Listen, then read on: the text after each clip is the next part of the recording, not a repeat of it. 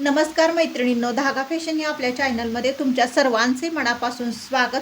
तर आजच्या व्हिडिओमध्ये आपण बघणार आहोत की साध्या शिलाई मशीनवरती काज कशा पद्धतीनं करायचं. खूप सोपी, खूप छान पद्धत आहे. तर नक्की तुम्ही ट्राय करून बघा. तर आपण काय करतो, ब्लाऊज ज्यावेळेस शिवतो ना त्यावेळेस काय होतं, हातावरती काज करायला आपल्याला खूप वेळ लागतो आणि त्यामुळे आपल्याला वाटतं की काजचं काम झटकीपट 2 मिनिटात व्हावं. तर त्यासाठी आपल्याला काय करायचं आहे, तर तुम्ही ही पद्धत ब्लाऊजवरती नक्की वापरू शकता. मी आता सध्या तुम्हाला दाखवण्यासाठी डबल पट्टी घेतलेली आहे. म्हणजे आपण जसं ब्लाऊजमध्ये काजपट्टी लावतो त्या पद्धतीनं आपण पट्टी नुसती मी डबल फोल्ड करून घेतलेली आहे.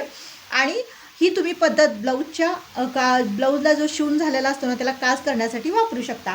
तर आता मी काय केलेलं आहे, मार्किंग करून घेतलेलं आहे. म्हणजे हा मार्कर आहे त्यानं. आता तुमचं बटन, आता शर्टला जर बटन लावलं तर उभा असं काज असतो आणि आपल्या ब्लाऊजला आडवा काज असतो. तर तुम्ही काय करायचं आहे, जेवढं बटनाचा साईज आहे ना त्या साईजमध्ये आपल्याला काजचा आकार काढून घ्यायचा आहे. तर तुम्ही बघू शकता मी असा काजचा आकार काढून घेतलेला आहे. आणि ना मध्ये ना 2च रेषा एवढं राहील एवढं अंतर ठेवायचं आहे आपल्याला, जास्त अंतर ठेवायचं नाही. जास्त जर रुंदीला काज झालं तर बटन आपलं लगेच निघतं. त्यामुळं ना अगदी एक सूत असं म्हणतात ना तेवढंच आपल्याला अंतर ठेवायचं आहे.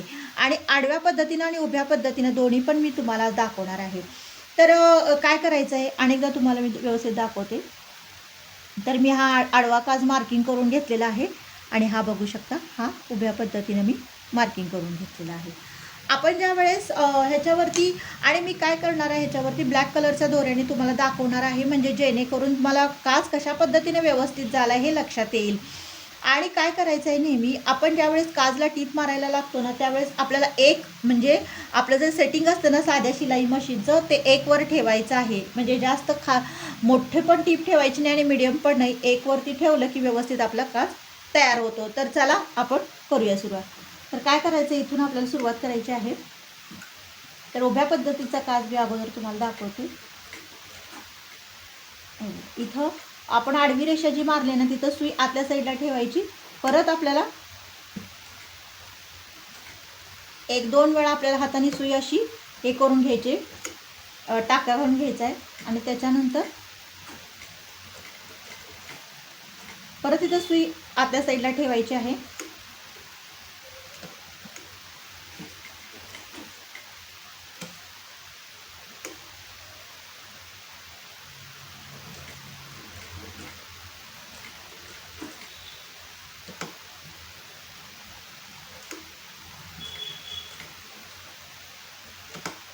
तर आपल्याला असं 3 वेळा टीप मारून घ्यायची आहे, जेणेकरून तो काज व्यवस्थित आणि फिक्स झाला पाहिजे.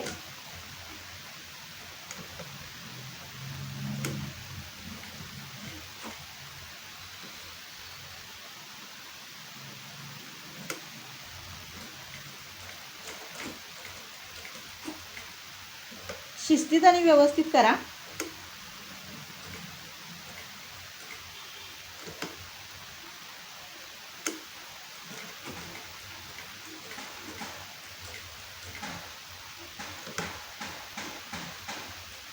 तर बघू शकता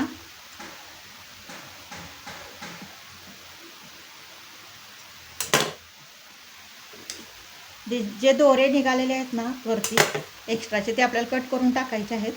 आणि काय करायचं आहे तुम्हाला दिसतच असेल. तर आता आपल्याला मधून कट मारायचा आहे. तर त्यासाठी ना मी कटरचा उपयोग करणार आहे. ही छोटी जी कात्री आहे ना तुम्ही बघू शकता, ह्यानं मी असं मधून बरोबर कट करून घेणार आहे.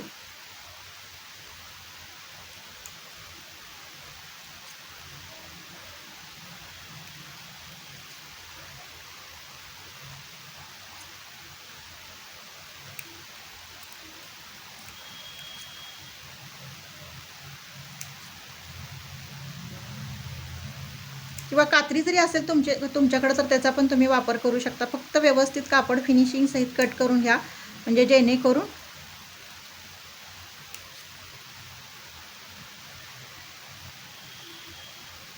आपलं फिनिशिंग छान दिसेल काजचं.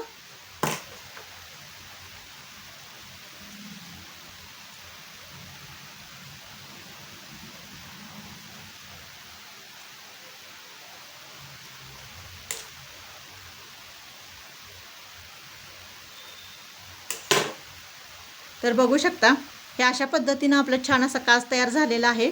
मी मधलं कापड कट करून घेतलेलं आहे, कुठंही दोरे वगैरे राहिलेले नाही. तुम्ही पाठीमागच्या साईडला पण बघू शकता, पुढच्या साईडला पण तुम्ही बघू शकता. आता आपण आडवा जो काज केलेला आहे ना, त्याच्यावरून आपण टीप मारून घेऊया.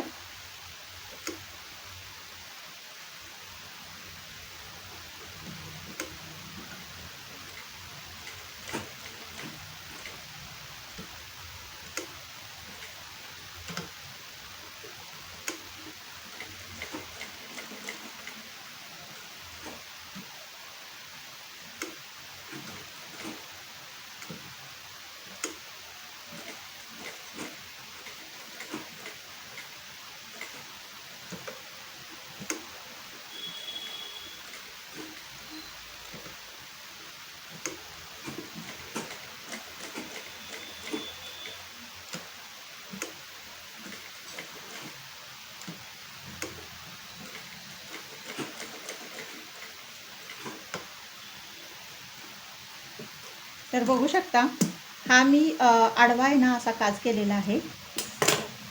ते पण फिनिशिंगसाठी आपल्याला दोरे असे कट करून घ्यायचे आहेत आणि आपल्याला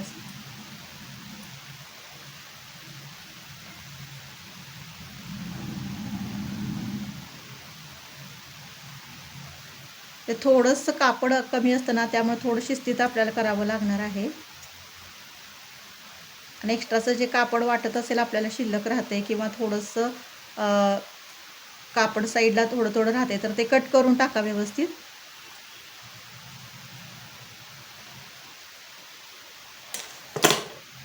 तर बघू शकता मैत्रिणींनो, हे आपलं दुसरं पण काज तयार झालेलं आहे, तुम्हाला दिसतच असेल. म्हणजे आडवा आणि उभा असं दोन्ही पण काज मी तुम्हाला दाखवलेले आहे कशा पद्धतीनं करायचं. तर फ्रॉकला असू दे किंवा आपल्या ब्लाऊजमध्ये असू दे, ड्रेसला असू दे, कुठंही तुम्हाला जर काज करायचा असेल तर नक्कीच तुम्ही ह्या पद्धतीनं करू शकता. आपल्याला ज्या कामाला 15-20 मिनटं लागतात ते काम आपलं 2 मिनटात नक्कीच होऊ शकतं आणि खूप फिनिशिंग सहित. तर साध्या मशीनवर सुद्धा सुपिरियरपणाने आपण काज नक्की बनवू शकतो. तर मैत्रिणींनो, ही काजची पद्धत तुम्हाला कशी वाटली नक्की कमेंट करून सांगा. आवडल्यास लाईक, शेअर आणि सबस्क्राईब करा. भेटूया नेक्स्ट व्हिडिओमध्ये. आणि तुम्हाला जर काही अडचण असेल मैत्रिणींनो, म्हणजे तुम्हाला शिलाईच्या ह्याच्यामध्ये, तर नक्की तुम्ही विचारत जावा. कारण काय तुम्हाला अडचण आहे हे तुम्ही सांगितल्याशिवाय मला कळणार नाही. तुम्ही कमेंट खूप छान छान करता, त्यामुळे मला व्हिडिओ बनवण्यासाठी खूप असं प्रोत्साहन मिळतं. आणि तुम्ही नक्की छान छान कमेंट पण करत जावा. आणि तुम्हाला कशा विषयावरती, म्हणजे आपल्या शिलाईशी रिलेटेड कोणत्या तुम्हाला अवघड जातात काही काही गोष्टी, ते नक्की सांगा आणि त्याच्यावरती मी नक्की व्हिडिओ बनवण्याचा प्रयत्न करेन.